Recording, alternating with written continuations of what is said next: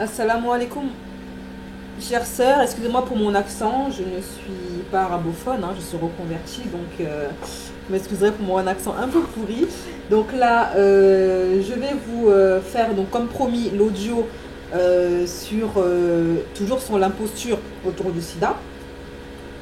Je vais vous citer pour cela la sous-partie du mensonge numéro 4, intitulée Les médicaments antiviraux sont bénéfiques. Cette sous-partie s'appelle la cuisine politico-pharmaceutique. Je trouve cette partie particulièrement intéressante parce qu'elle nous apprend énormément de choses sur le pourquoi du comment. Comment se fait-il et pourquoi les firmes mentent au peuple de façon aussi éhontée, et comment se fait-il qu'il y ait une telle publicité autour d'une maladie qui en fait n'existe pas, n'existe que dans leurs rêves.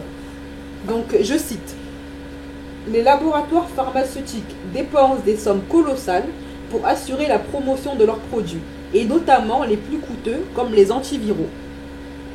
Ce sont de grands pourvoyeurs de publicité, aussi bien dans les médias grand public que dans les publications spécialisées. Mais ce n'est pas leur seul moyen de communication, loin de là. Les médecins sont particulièrement choyés. Leur formation permanente est influencée d'une manière continue par les laboratoires pharmaceutiques.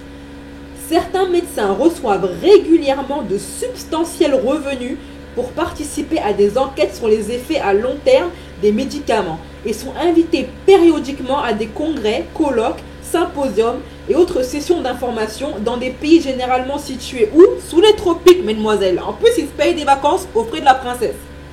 Quant aux revues professionnelles destinées au métier de la santé, elles ne peuvent que très difficilement échapper au contrôle insidieux des firmes pharmaceutiques, ne serait-ce que par les bénéfices de la publicité.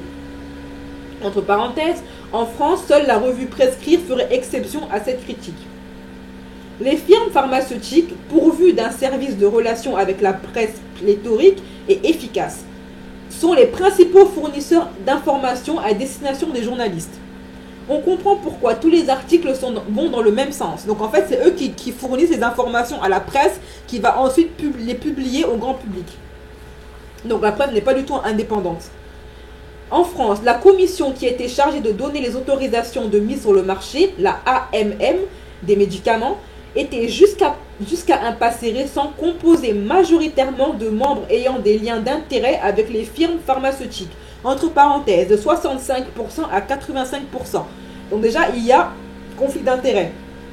La loi du 1er juillet 1998, qui a remplacé l'agence du médicament par l'AFSAP, a permis d'assainir la situation en interdisant aux membres de ces commissions d'avoir partie liée avec l'industrie privée. On pourrait se croire que tout va bien, mais non. Néanmoins, on peut se poser des questions sur le bien fondé des décisions prises par ces organismes. Les essais réalisés sur les médicaments étant sous la coupe des firmes pharmaceutiques qui arrosent copieusement les services hospitaliers dans lesquels s'effectuent ces essais. Entre parenthèses, plusieurs milliers d'euros par cobaye humain. Fermez la parenthèse. En outre, les très nombreuses associations dites de lutte contre le sida sont quasiment toutes largement subventionnées par les laboratoires pharmaceutiques. Sidaxon et autres. Cela explique le militantisme forcené de certains en faveur de la généralisation des thérapies antivirales.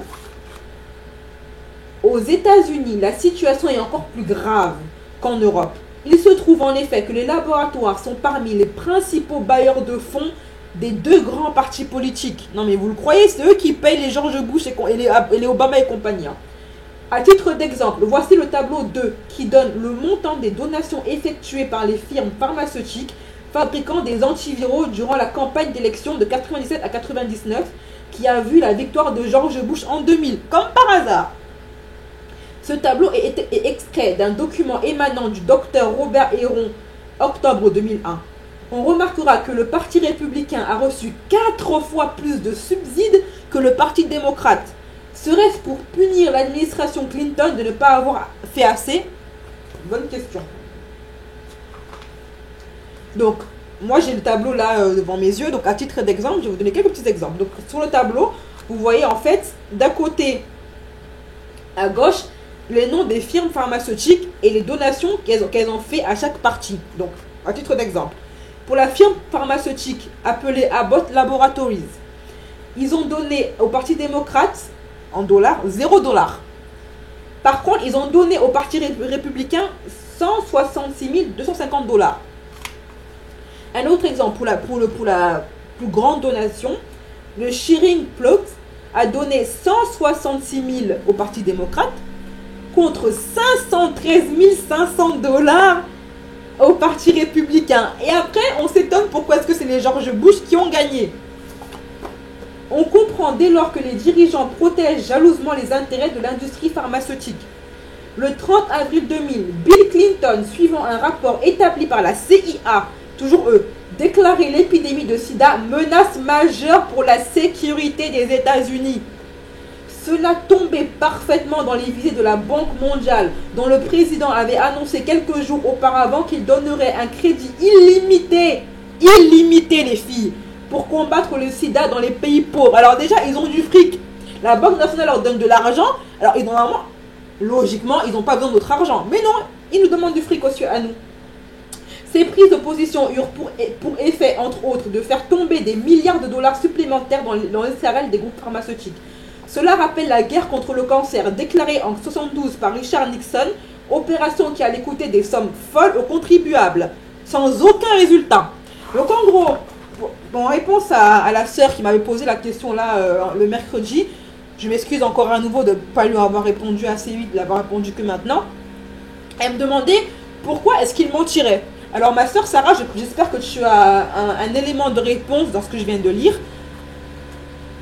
En gros, il nous ment. Pourquoi? Parce que ça rapporte des sommes colossales aux firmes pharmaceutiques. Entre autres, pourquoi est-ce que les médecins, ils sont au courant de rien? Mais parce que les médecins, ils sont payés par les firmes. Toute leur formation, du début jusqu'à la fin, est subventionnée par les firmes. Donc tu m'étonnes qu'à la fin, ce sont les candidats les plus assidus au mensonge, à perpétuer un mensonge parce qu'ils sont payés par eux. Donc en fait, les firmes sont leurs patrons. Ils sont les salariés des firmes, si on comprend bien. C'est pour ça qu'il y a autant de silence de leur part à ce sujet. Et rares sont ceux qui ont eu le courage de venir dénoncer le mensonge et d'essayer de faire comprendre au peuple la réalité sur le sida. Maintenant, il y a plein d'autres parties que je vais vous citer aussi en audio. Je vous prie de m'excuser pour mes bégaiements et aussi si je n'ai pas été assez claire dans ma façon de parler. C'est ma première audio, enfin plutôt la troisième là parce que j'ai eu 2 ratés. Donc j'espère avoir été assez claire et si je n'ai pas été, je suis ouverte à toute critique constructive pour m'aider plus tard à être beaucoup plus compréhensive dans mes audios. Je vous invite franchement les filles à acheter ce livre, les 10 plus gros mensonges sur le sida, vous allez en apprendre énormément. Et franchement, la vérité fait mal. Franchement, ça fait mal à voir. Ça va vraiment vous effrayer. Pour voir à quel point ils sont capables de mentir. Notre prophète, Salam nous avait dit que viendra un temps où il y aura de gros menteurs. Et bien franchement, je vous dis le mot gros les filles, c'est un mot faible. Voilà. Je vous souhaite salam alaikum et bon appétit à celles qui ont commencé à manger.